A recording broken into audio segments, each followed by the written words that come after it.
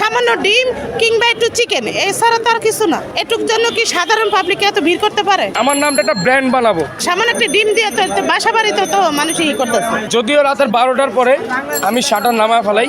আমার পিছনে আরেকটা গেট আছে, যেহেতু এটা আবাসিক এলাকা তো সবকিছু মেনটেন করতে হয়, মানুষ অসুবিধা করে তার ব্যবসা করে দেয় না, ওই কথা চিন্তা করে আমার পিছিয়ে গেট আছে 12টার পরে হ্যাঁ, সেটা এটা হচ্ছে 12টার পরে। আচ্ছা। আমার দোকান খোলা থাকে 2টা আড়াইটা পর্যন্তই, কিন্তু 12টার পরে আমার মেন শাটারটা নামানো হয়। এই শাটার নামানো হয়, ভিতর দিয়ে আমার জায়গা আছে, ওইখান দিয়ে ঢোকাবো, ওইখান দিয়ে আমার ভিতরে বৈশা খাইতে পারবে। 8টার আগে আসলে পাওয়া যাবে না। না, প্রতিদিন 80 থেকে 90 পিসের নলি করি বা 100 পিস নলি করি, যেমন আজকে 100 পিসের নলি করা হয়েছিল। কাস্টমারের যে পরিমাণ চাপ, তো এই চাপে নলি সবাই আসে ফার্স্টে নলি খাইতে। যখন নলিটা শেষ হয় তখন গরুর উপরে চাপটা পড়ে।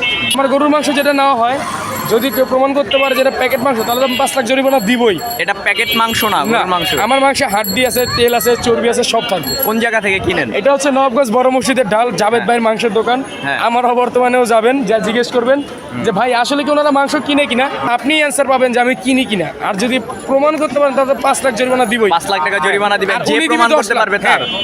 আমি তো দিব 5 লাখ, হ্যাঁ। আর যে থেকে মাংস আনি যদি হ্যাঁ। প্রমাণ হয় তাহলে সে দিবে আর 10 লাখ, মোট 15 লাখ। 15 লাখ টাকা।